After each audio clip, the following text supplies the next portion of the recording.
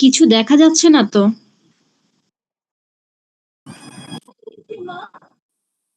শুরু হয়নি এখনো, ক্লাস শুরু হয়নি হলে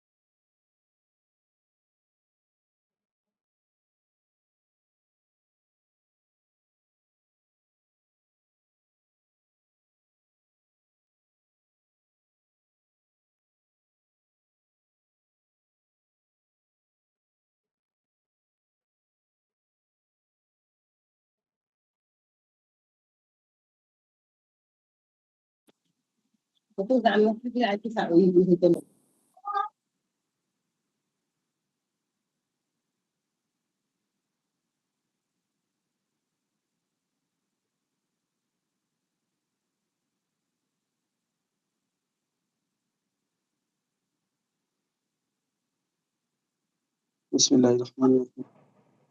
আসসালামু আলাইকুম, সবাই আমার কথা শুনতে পাচ্ছেন? ওয়ালাইকুম আসসালাম। শুনতে পাচ্ছি। শোনো, মহানাফি এখন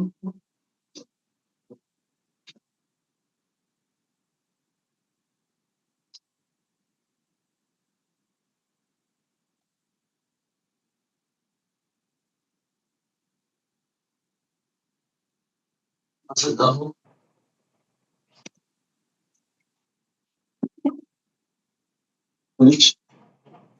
যা হোক, আমাকে স্পষ্ট দেখা যায়? জি স্যার। আচ্ছা, এর আগের দিন যে হ্যাঁ। ড্রয়িং গুলো দিয়েছিলাম আপনারা একটু বাসায় প্র্যাকটিস করেছিলেন কি ড্রয়িং গুলো? আজকে আমাদের থিওরি ক্লাস। করেছি একটু ড্রয়িং একটু। আলহামদুলিল্লাহ, একটু একটু করে শুরু করতে হবে। প্রত্যেকদিন একটু একটু করতে করতে একটা সময় গিয়ে ভালোভাবে ড্রয়িংটা আয়ত্ত হবে। তাছাড়া কিন্তু হঠাৎ করে কিন্তু হয়তো পরীক্ষার সময় ড্রয়িং একেবারেই হাত চলবে না, ঠিক আছে? এখন কথা হলো, আমরা আজকে মিশরীয় সভ্যতায় আগের দিন আমরা হাফ করেছিলাম, চিত্রকলা পর্যন্ত করেছিলাম, পরে কারেন্ট চলে গেছিল, আমরা কভার করতে পারিনি। আজকে ফুল, যেহেতু মিশরীয় সভ্যতা হলো হিস্টোরি অফ ওয়ার্ল্ড আর্টের সব থেকে গুরুত্বপূর্ণ পার্টের ভিতরে একটা, এখান থেকে একটা প্রশ্ন আসে, সেখানে আজকে আমরা ফুল কমপ্লিট করবো কোর্স। এখানে আমাদের ভাস্কর্য বাকি আছে, এখানে আমাদের স্থাপত্য বাকি আছে। মূলত মিশরীয় স্থাপত্যটা খুবই গুরুত্বপূর্ণ, সাথে মিশরীয় ভাস্কর্যটাও। আর আমরা কিন্তু প্রথমে একটা ধারণাও দিয়েছিলাম, যারা নতুন তাদের জন্য আমি আবার অল্প একটু রিপিটও করব, ঠিক আছে? যে আমরা মূল গোড়া থেকেই বলেছিলাম যে মিশর ভাইয়া হলো ভাস্কর্যটা তো বলেছিলেন, মিশরীয় ভাস্কর্য যেটা 4টা পয়েন্ট হয়েছিল। কোনটা মিশরীয় ভাস্কর্য ভাস্কর্য? ভাস্কর্য কি কি দিয়েছিলাম, কি কি বলেছিলাম? যে বলছি, ভাস্কর্যের মধ্যে অনেক জড়তা ছিল, গতিহীনতা ছিল, ও আচ্ছা, ভাবলেশীলতা, এগুলো কেবল আমি, ধর্মীয় প্রভাব ছিল হ্যাঁ কেবল। এটা কেবল শুরু করেছিলাম।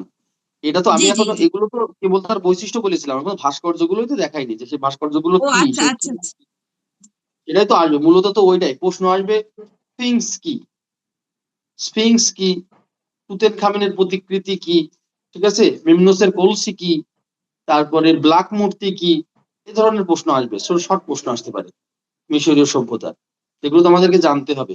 আমি বলেছিলাম যে এই মিশরীয় সভ্যতার ভাস্কর্যগুলো তৈরি হয়েছিল ধর্মের প্রভাবে। আমি একদম প্রথম থেকে বলছি, আপনারা লেকচারটা একেবারে খুব মনোযোগ দিয়ে শুনবেন প্রথমে, তাহলে আরো ভালো বোঝা যাবে।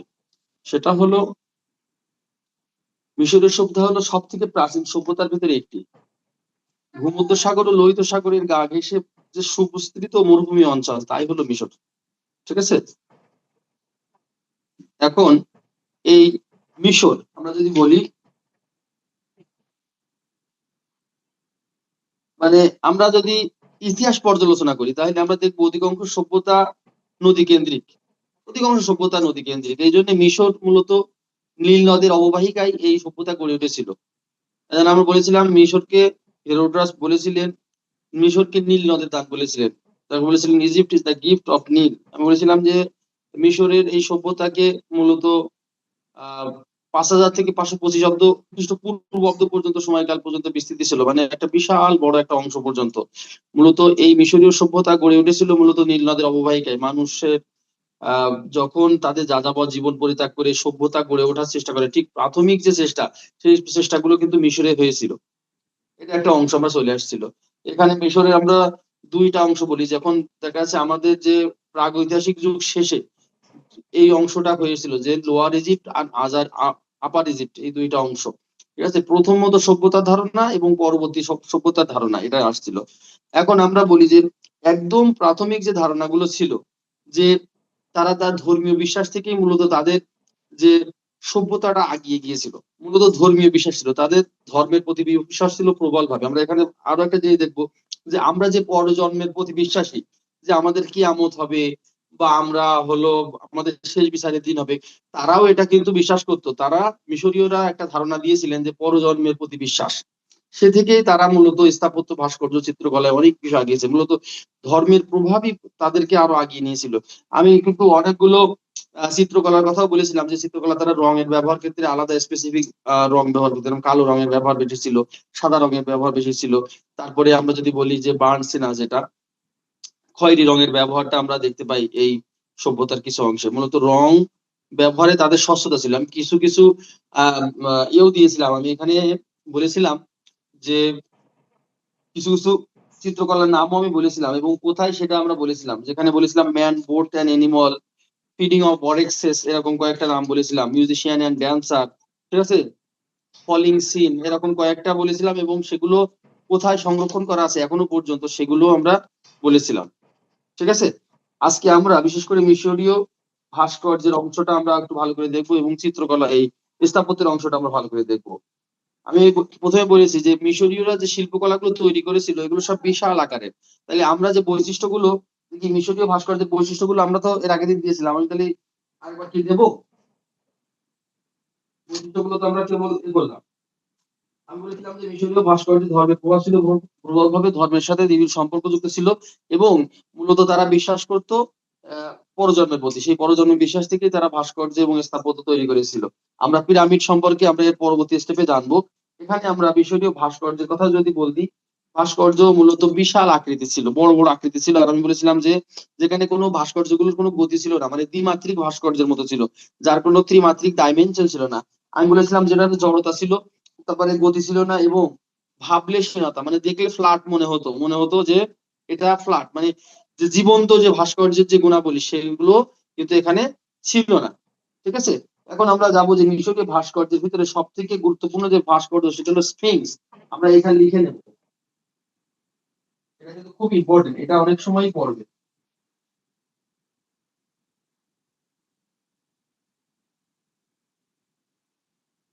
দন্তু ছয় পরিষ্কার দন্তু স্ফিংস, এই ভাস্কর্যের নাম হলো স্ফিংস। ঠিক আছে, দেখা যাচ্ছে কি? দেখা যাচ্ছে? একজন একটু বলবেন। হ্যাঁ, দেখা স্যার, আর যাচ্ছে। করে আর করে দেবো এর আগের দিনের মতো?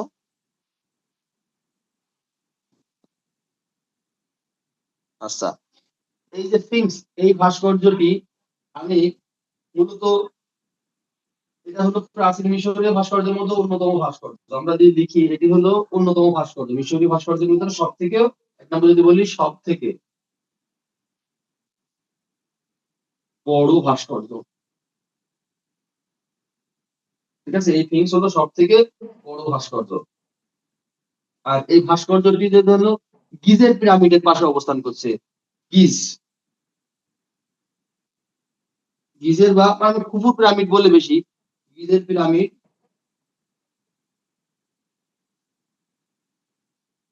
পাশে অবস্থান করছে।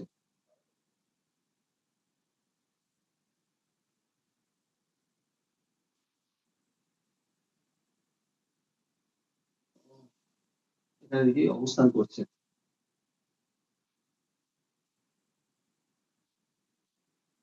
তাহলে আমরা বললো যে সব থেকে বড় ভাস্কর্য এগুলো, এই স্ফিংস ভাস্কর্য সব থেকে বড় ভাস্কর্য, গিজের পিরামিডের পাশে একটা অবস্থান। আর এটা 3 নম্বরে আমরা যদি বলি, বৃহৎ পাথর কেটে এটি নির্মাণ করা হয়েছিল। এটি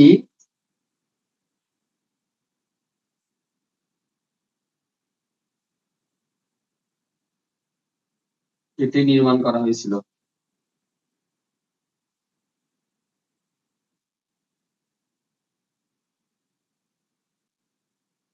এই ভাস্কর্যটি আমি দেখাবো আপনাদের। এটি বিশাল পাথর থেকে নির্মাণ করা হয়েছিল। এটা আমরা আরো কয়েকটা বৈশিষ্ট্যের ভিতরে এখানে আরো একটা দিতে পারি 4 নম্বরে। এটা হলো এই ভাস্কর্যটি হলো এই স্ফিংস ভাস্কর্য, যেগুলো মৃতের বা মরুভূমির দেবতা বলা হতো, মৃত মানুষের দেবতা বা মরুভূমির দেবতা বলা হতো। আমরা এখানে বলবো মৃত মানুষের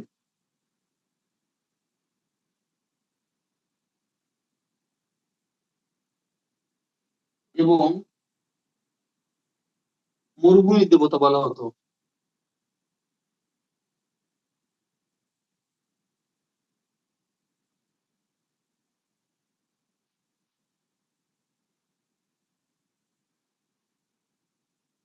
হতো হতো।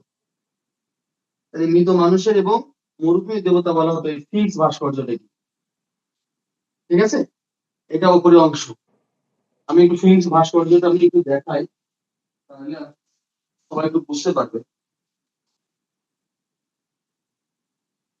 হুম,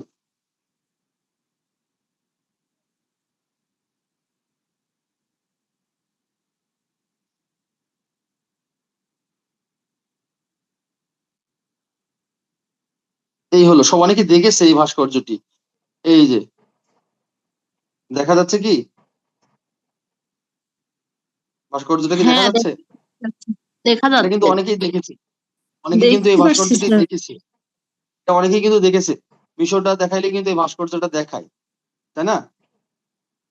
এটা এটা বিশাল আকৃতির ভাস্কর্য। এটা মানে দ্বিমাত্রিক, দেখে মনে হচ্ছে না ফ্ল্যাট আকারের তৈরি করেছে এরকম।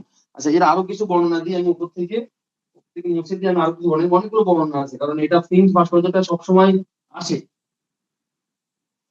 আরো কিছু বর্ণনা দিয়ে আমি উপর থেকে 5 নম্বরে হলো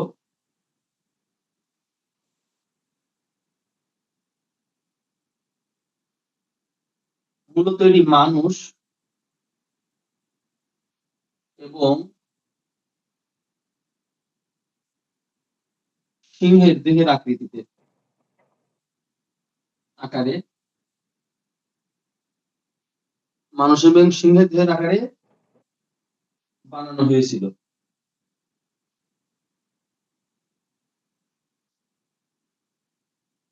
আচ্ছা, আমরা দেখবো যে মূলত তার মাথাটা, মূলত ফিংসের মাথাটা অনেকটা ফারাওদের, ফারাও বলতে মিশরীয় রাজাদেরকে বলছে, এটা মিশরীয় রাজাদের মুকুটের আকৃতিতে বা রাজাদের আকৃতিতে করা হয়েছিল, আর পেছনের অংশটা সিংহের আকৃতিতে। তাই এখানে বলা হয়েছে মূলত মানুষ এবং সিংহের আদলে এই ভাস্কর্যটিতে নির্মাণ করা হয়েছিল।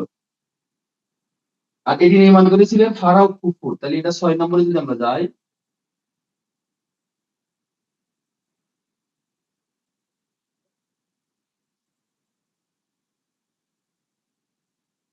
ফারাও খুফু এটি নির্মাণ করেছিলেন।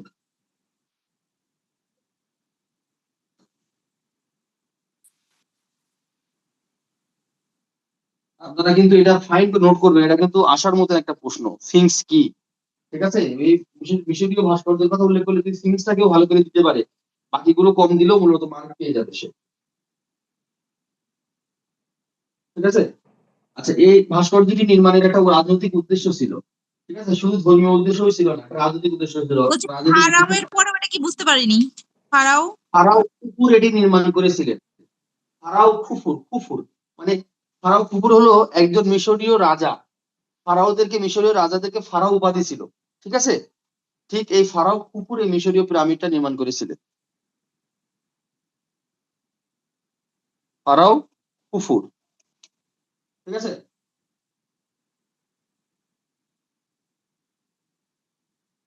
ফারাও খুফুর এই পিরামিডটি নির্মাণ করেছিলেন। আসলে মূলত এটার উদ্দেশ্য ছিল তিনি যে ফারাও খুফুর, এই যে খুফুর যে রাজনৈতিক এবং অর্থনৈতিক ভাবে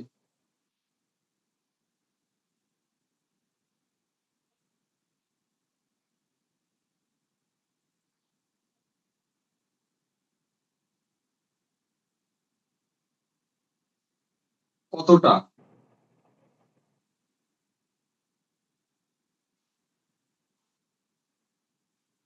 শক্তিশালী, রাজনৈতিক এবং অর্থনৈতিকভাবে কতটা শক্তিশালী তা বোঝানোর জন্যই মূলত এই নির্মাণ করেন।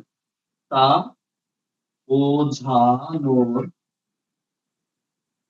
জন্যেই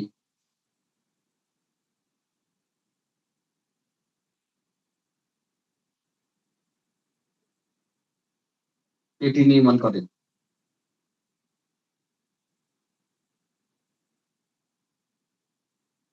ঠিক আছে, তাইলে মানুষ এবং সিংহের আদলে ফারাও কুকুর এটি নির্মাণ করেন। কুকুর যে রাজনৈতিক এবং অর্থনৈতিকভাবে কতটা শক্তিশালী ছিল তা বোঝানোর জন্যই মূলত এই ভাস্কর্যটি তিনি নির্মাণ করেছিলেন। আরো আমরা কয়েকটা জিনিস দেখবো।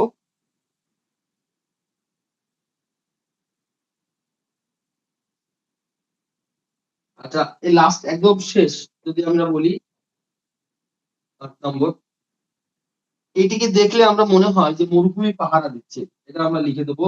এটিকে, এই ফিংস কে দেখলে মনে হয়, এটিকে দেখলে মনে হয়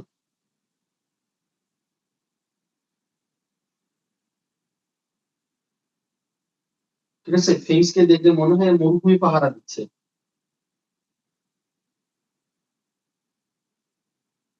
মরুভূমি পাহারা দিচ্ছে।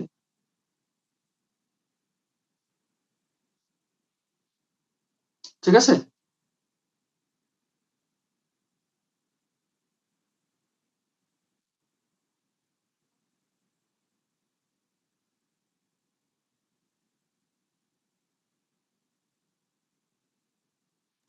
হয়ে গেছে স্যার। স্যার, এটা কি আলাদা প্রশ্ন না নাকি না, মিশরীয় এটা হলো ভাস্কর্যের ভিতরেই? ভাস্কর্যের ভিতরে।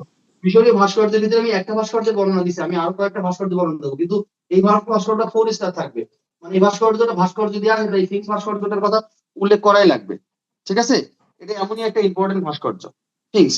মূলত মিশরীয় ভাস্কর্য বা মিশরীয় যদি আমরা দেখি তখন এই ফিংসটাই চলে আসে।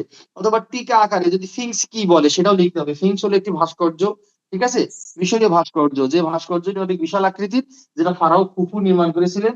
ঠিক আছে, এটি মৃত বা বা মরুভূমির মৃত মানুষের বা মরুভূমির দেবতা হিসেবে পরিচিত। এটি বড় আকারের পাথর কেটে নির্মাণ করা হয়েছিল। ঠিক আছে, এখানে ভালো তাড়াতাড়ি জিনিস আসবে, এতক্ষণ লাগে নাকি? হ্যাঁ হ্যাঁ, ডিম সিদ্ধ করছে কুকুর বুঝছো যে আমি যেটা রাজনীতি, তো আমি এটা খাইলাম। এই হলো কথা আসমা, বলেন আপনি। আপনি আপনি কেমন? কুকুর যে রাজনৈতিক এবং অর্থনৈতিকভাবে কতটা শক্তিশালী ছিল এই জন্যই মূলত, সেটা বোঝানোর জন্য এটি নির্মাণ করেছিলেন। এটি মূলত দেখলে মনে হয় যে মরুভূমি পাহারা দিচ্ছে। ঠিক এভাবে আপনারা বর্ণনা দিতে পারেন, আরো অনেকভাবে বর্ণনা দিতে পারেন। সেটা হলো, একটা জিনিস এটা না বললেই নয়, এই যে ভাস্কর্যটি, এটা কিন্তু ফারাও মানুষ এবং সিংহের আদলে, এটা আমাদের উল্লেখ করতে হবে, এটা মানুষ এবং সিংহের আদলে তো নির্মাণ করা হয়েছে। মানুষ সিংহ মানে এই যে মূল মুখের এই অংশটা, এটা হলো ফারাও রাজাদের আকৃতির, আর পেছনের অংশটা সেটা হলো সিংহের আকৃতির। এটা দিয়ে বোঝাতে চেয়েছে যে তারা কতটা শক্তিশালী, সেটা বোঝানোর জন্যই মূলত এই এই বিশেষ করে সিংহের যে প্রতীকটা তারা ব্যবহার করেছে। ঠিক আছে, এটা যে সেই সাম্রাজ্যটা যে কতটা বিস্তৃতি ছিল এবং কতটা শক্তিশালী ছিল সেটা বোঝানোই সব থেকে বড় কথা। এই ফারাও কুফুরের কিন্তু পিরামিড আছে, যে কুফুর পিরামিড তাহলে নির্মাণ করেছিল, সেটা আমরা পরে আসবো। আরো কিছু ভাস্কর্য আমরা একটু দেখি।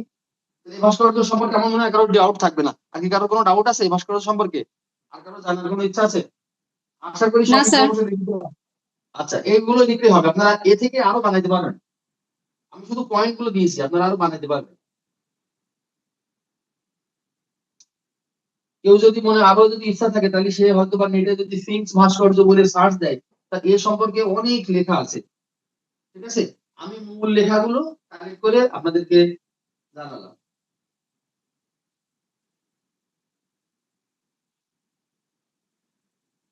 পরেরটা দেখি, এটা কিন্তু খুব ইম্পর্টেন্ট।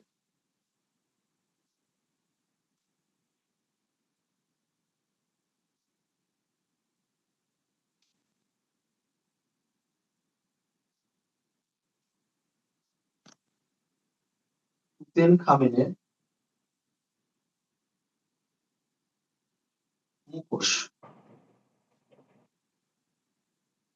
এটাকে আমরা তুতেন খামেনের মুখোশ না বলে প্রতিকৃতিও বলতে পারি। তুতেন খামেনের মুখোশ বা তুতেন খামেনের প্রতিকৃতি, দুটাই আমরা বলতে পারি। ঠিক আছে, তুতেন খামেনের মুখোশ অথবা তুতেন খামেনের প্রতিকৃতি, দুটাই আমরা বলতে পারি। দেখি এক মিনিট, একটু রোটেট করে নিই এটা,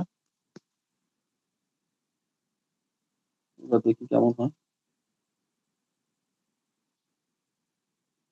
স্যার, অনেক দূরে মনে হচ্ছে। এবার জি স্যার, আগেরটাই ঠিক ছিল, মানে অক্ষরগুলো স্পষ্ট বোঝা যাচ্ছিল, এখন অনেক দূরে দূরে লাগছে। আচ্ছা আচ্ছা, ঠিক আছে, আগের মতো করে দিচ্ছি।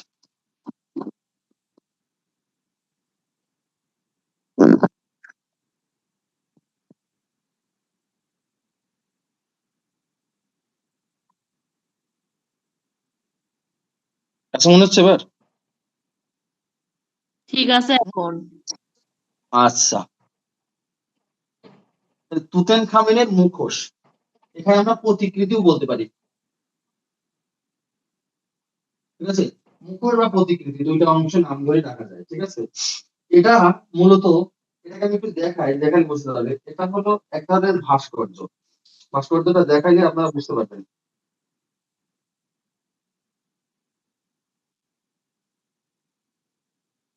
এটা মুখোশের আদলে ভাস্কর্য।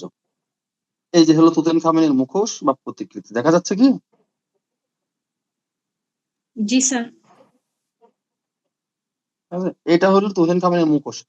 যা হোক, এই যে মুখোশ, এটি মূলত তুতেনখামেন কি আগে আমরা একটু জানি। এটা হলো মিশরীয় একজন রাজার সন্তান, যদিও সেও রাজা, ঠিক আছে? তার নাম ছিল তুতেনখামেন। খুব অল্প বয়সে তিনি মারা গিয়েছিলেন, ঠিক আছে? এই তুতেনখামেন খুব অল্প বয়সে মারা গিয়েছিলেন, এবং তার যে মৃত্যু, তারা যেহেতু ফারাওরা বিশ্বাস করতেন যে তাদের আবার পুনর্জন্ম হবে, তাদের যে পুনর্জন্ম হবে তারা বিশ্বাস করতেন, সেই বিশ্বাসের জায়গা থেকে তারা কিন্তু প্রচুর অর্থ সম্পদ তারা দিয়ে আসতো। আমরা আরো পরে যাব। মূলত এই ভাস্কর্যটি প্রচুর অলংকারে সজ্জিত। এটা আমরা লিখবো এভাবে যে এটি তুতেনখামেনের ভাস্কর্য। এটি তুতেনখামেনের ভাস্কর্য। ভাস্কর্যটি হলো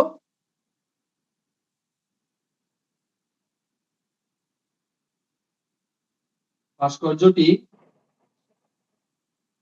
দামি অলংকারে সুসজ্জিত। ভাস্কর্যটি দামি অলংকারে সুসজ্জিত। স্যার এটা কি এই প্রশ্নেরই অংশ?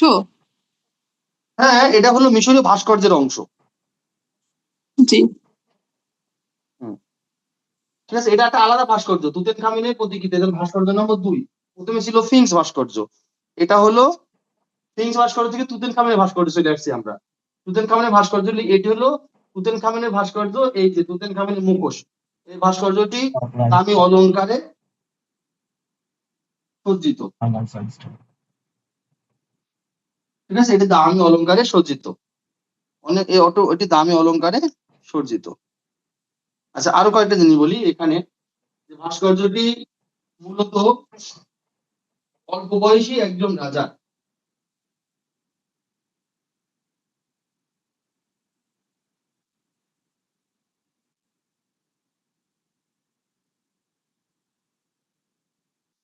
অল্প বয়সী একজন রাজার ভাস্কর্য।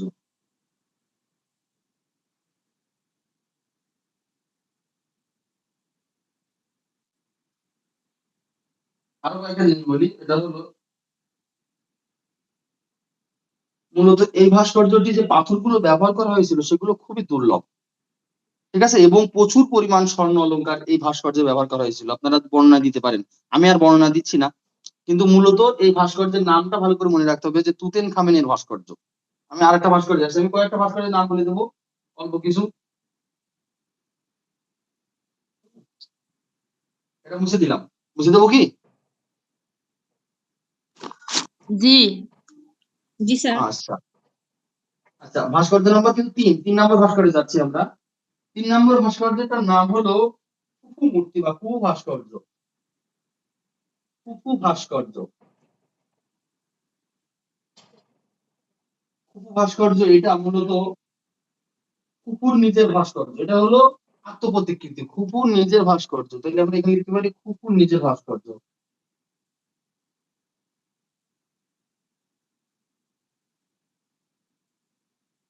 খুফুর নিজের ভাস্কর্য, এটি মূলত 1903 সালে আবিষ্কার করা হয়। মূলত এই ভাস্কর্যটি 1903 সালে আবিষ্কার করা হয়, মানে 3 সালে যে তৈরি করে না, 3 সালে আবিষ্কার করা হয়।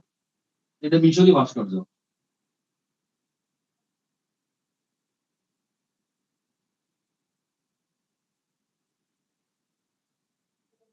আচ্ছা,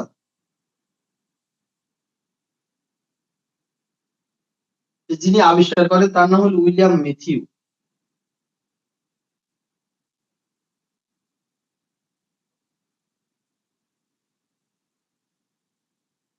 উইলিয়াম ম্যাথিউ এটা মূলত আবিষ্কার করেন। সরি, এটা হলো হবে হলো ম্যাথিউ, উইলিয়াম ম্যাথিউ, নামটা হলো উইলিয়াম ম্যাথিউ, এটা আবিষ্কার করেন। ঠিক আছে, এই কয়েকটা বর্ণনা দিলে হয়ে যাচ্ছে। এই ভাস্কর্যগুলো শর্ট বর্ণনা দিয়ে দিচ্ছি। আমি আরো একটা ভাস্কর্য যাই।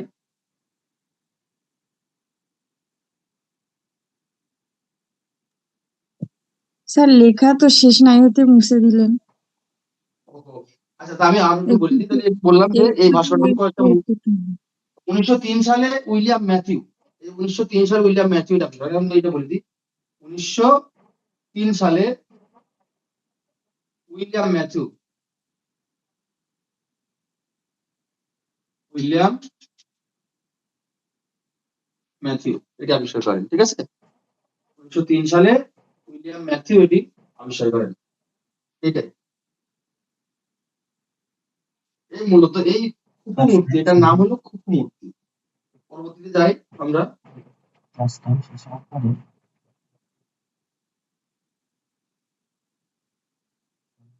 ব্ল্যাক ভাস্কর্য,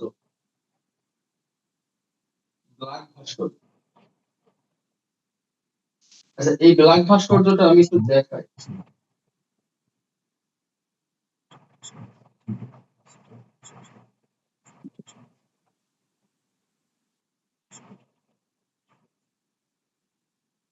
এই হলো ব্ল্যাক ভাস্কর্য।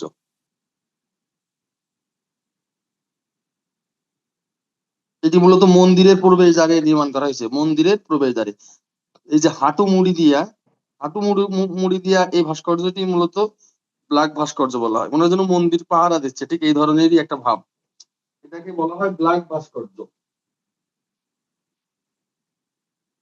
ঠিক আছে, তাহলে এই ব্ল্যাক ভাস্কর্য আমরা এইভাবে করে বর্ণনা দিতে পারি। ঠিক আছে, যেটি মিশরীয় মন্দিরের প্রবেশদ্বারে নির্মাণ করা হয়েছিল, মন্দিরের প্রবেশদ্বারে।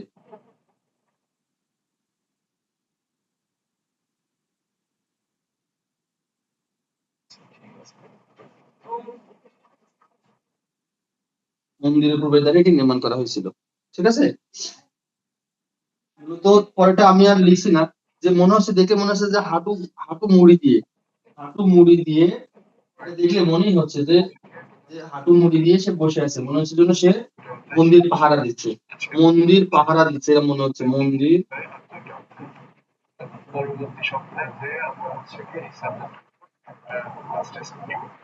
এটা দেখে এটাই মনে হচ্ছে, মন্দির পাহারা দিচ্ছে। আরো দুইটা ভাস্কর্য যেটা আমি বর্ণনা দিচ্ছি না, শুধু নাম লিখে দিচ্ছি। ঠিক আছে, ব্ল্যাক ভাস্কর্যের পরে আরেকটা ভাস্কর্যের নাম লিখেছি, এটা হলো মেমননের কলসি, মেমননের কলসি, মেমননের কলসি। ঠিক আছে, মেমননের কলসি। আর একটা হচ্ছে উপবিষ্ট লেখক, একটা হলো উপবিষ্ট লেখক।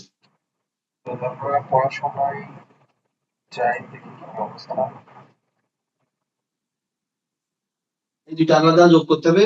তাহলে ব্ল্যাক ভাস্কর্য, মেমননের কলসি, উপবিষ্ট লেখক, থিংস, তারপরে আমরা বললাম তুতেনখামেনের ভাস্কর্য। ঠিক আছে, ব্ল্যাক ভাস্কর্য, এর হলো খুফু ভাস্কর্য।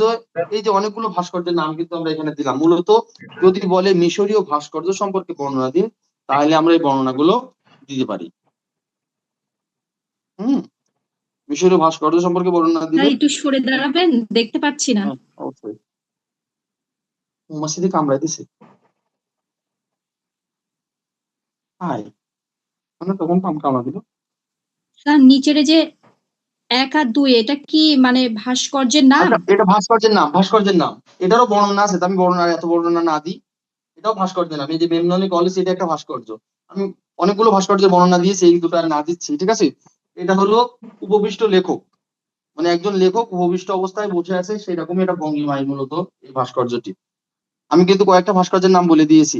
প্রথমে ফিংস ভাস্কর্য, ঠিক আছে, ফিংস ভাস্কর্য, তারপর বলেছি তুতেনখামেনের ভাস্কর্য, তারপর বলেছি হলো খুফু ভাস্কর্য, তারপর বলেছি ব্ল্যাক ভাস্কর্য, তারপরে বলেছিলে যে মেমননের কলসি, উপবিষ্ট লেখক, এগুলা সবই মূলত মিশরীয় ভাস্কর্য।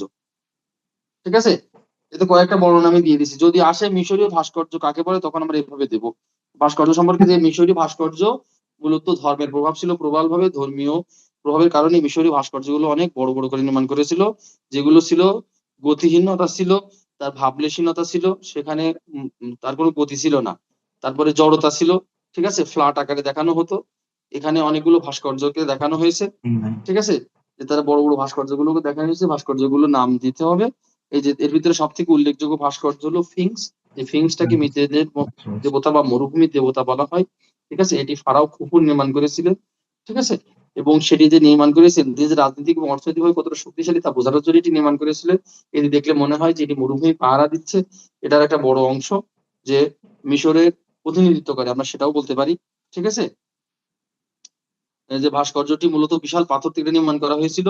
এটার উপরের অংশ ছিল কি, একদম উপরের যে মূল অংশটা ছিল সেটা হলো ফারাওদের আকৃতির, ফারাও রাজাদের মুখের আকৃতি, এবং নিচের অংশটা মূলত সিংহের আকৃতি। তারা শক্তি প্রদর্শনের জন্যই মূলত এই ভাস্কর্যটি তৈরি করেছিলেন। তারপরে যেটা আসে যে তুতেনখামেনের প্রতিকৃতি, যেটা আসছিল মূলত খুব অল্প বয়সী একজন রাজা, যিনি মারা গিয়েছিলেন। মূলত তারা পরজন্মের বিশ্বাস থেকে মূলত তার যে মমি বা তার যে শেষ যাত্রাটা অনেক মানে জাঁকজমকপূর্ণ হয়েছিল, যেখানে অনেক রত্ন এবং ধন সম্পদ দিয়ে মূলত তাকে সাজিয়ে একটা মমিতে রাখা হয়েছিল। যে ভাস্কর্যটা করা হয়েছিল অনেক কিছু খোদাই করে, সেটাকে আমরা বলছি তুতেনখামেনের মুকুট বা প্রতিকৃতি। এর সাথে আছে হলো ব্ল্যাক ভাস্কর্য, ঠিক আছে। তারপরে খুফু ভাস্কর্য, যেটি ফারাও খুফু ভাস্কর্য, এটি মূলত 1903 সালে আবিষ্কার করেছিল। এটা স্যার উইলিয়াম ম্যাথিউ এটা আবিষ্কার করেন। এবং আরো কয়েকটা আছে যে ব্ল্যাক ভাস্কর্য, যেটা দেখালাম যে একদম মিশরীয় মন্দিরের গায়ে, ঠিক আছে। আর এই যে বললাম যে মেমনোসের কলসি, এটা মূলত ফারাও আমেনহোটেপ এটি নির্মাণ করেছিলেন, ঠিক আছে। এই যে মেমনোনের কলসি, এটা মূলত একটা পরিবারের ভাস্কর্য, ঠিক আছে। অনেকগুলো পরিবারের অনেকগুলো মানুষের একসাথে করে এই ভাস্কর্য নির্মাণ করা হয়েছিল। আপনাদের কি মিশরীয় ভাস্কর্য সম্পর্কে আর কিছু জানার আছে? যদি না থাকে আমি মিশরীয় স্থাপত্যে চলে যাব। না স্যার। আপনারা কি এবার লিখতে পারবেন না মিশরীয় ভাস্কর্য সম্পর্কে যদি আসে, মিশরীয় ভাস্কর্য এবং চিত্রকলা? ইনশাল্লাহ। ইনশাআল্লাহ। আচ্ছা, এবার পরের অংশে যাই আমরা। এবার কিন্তু সব থেকে ইম্পর্টেন্ট পার্টটা হলো মিশরীয় স্থাপত্য। মিশরীয় স্থাপত্য একটা কিন্তু খুবই ইম্পর্টেন্ট পার্ট, ঠিক আছে। মিশরকে বলা হতো ইতিহাসের শ্রেষ্ঠ নির্মাতা, মানে তারা এমন এমন স্থাপত্য নির্মাণ করেছে তা আজও সপ্তম আশ্চর্য হয়ে আছে।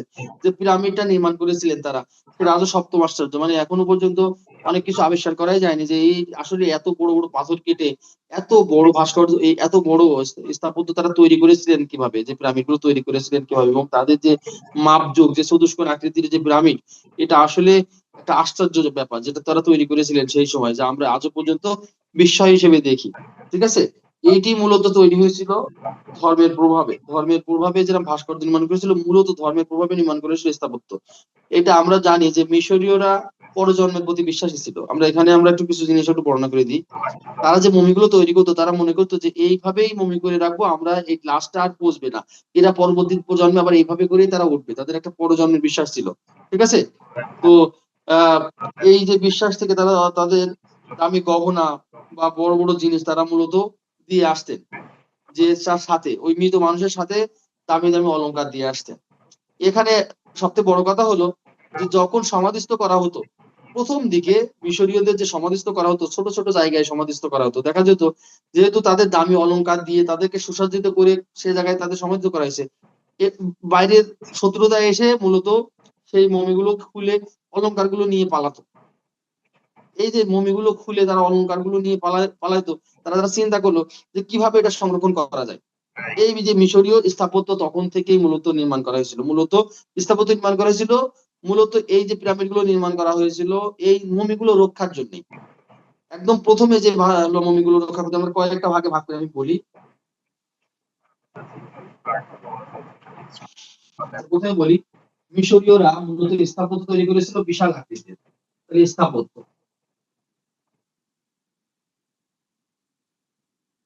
স্থাপত্যের ক্ষেত্রে আমরা বলি কয়েকটা জিনিস। এক নম্বর হলো স্থাপত্য গুলো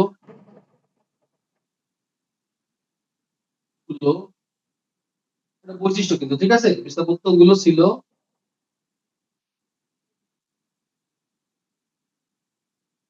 বিশাল আকারের,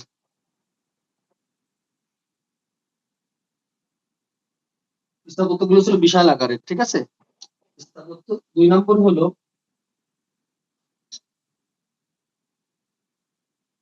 মূলত স্থাপত্যগুলো মৃতদেহের সংরক্ষণের জন্য মূলত এই স্থাপত্যগুলো তৈরি করা হয়েছিল।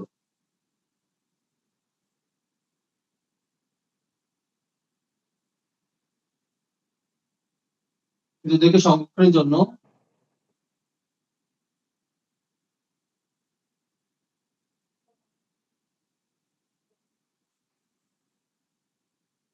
নির্মাণ করা হয়েছিল।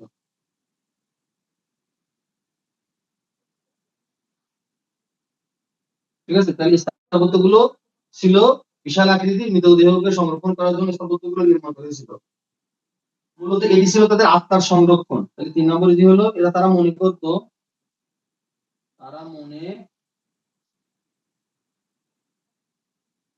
এটি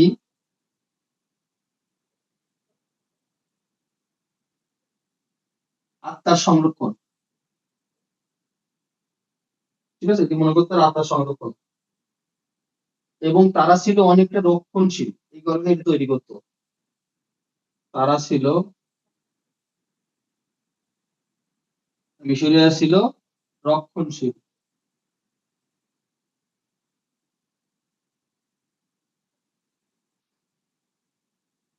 এবং এই যে পরজন্মের যে বিশ্বাস, সেই মহিমাটা প্রচার করার জন্যই মূলত তারা এই ভাস্কর্যগুলো তৈরি করত। পরজন্মের মহিমা প্রকাশ।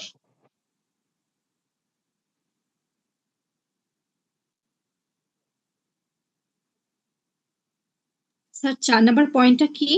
তারা মহিমা প্রকাশ করার জন্য। মহিমা বলতে তারা যে কতটা বিশাল ছিল, তাদের যে কতটা বিশাল হৃদয় ছিল, এবং তারা যে তারা কতটা ছিল শক্তিশালী ছিল। রক্ষণশীল, 4 নাম্বার পয়েন্টটা। হ্যাঁ, তারা ছিল রক্ষণশীল, এবং তারা মহিমা প্রকাশ করার জন্যই মূলত এই স্থাপত্যগুলো তৈরি করেছিল, মহিমা প্রকাশ করার জন্য।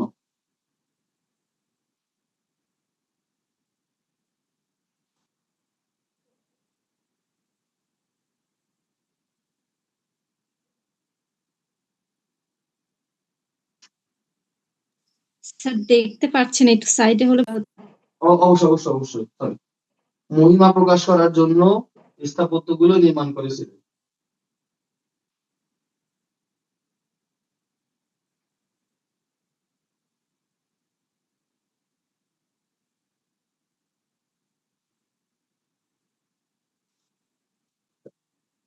হয়েছে কি?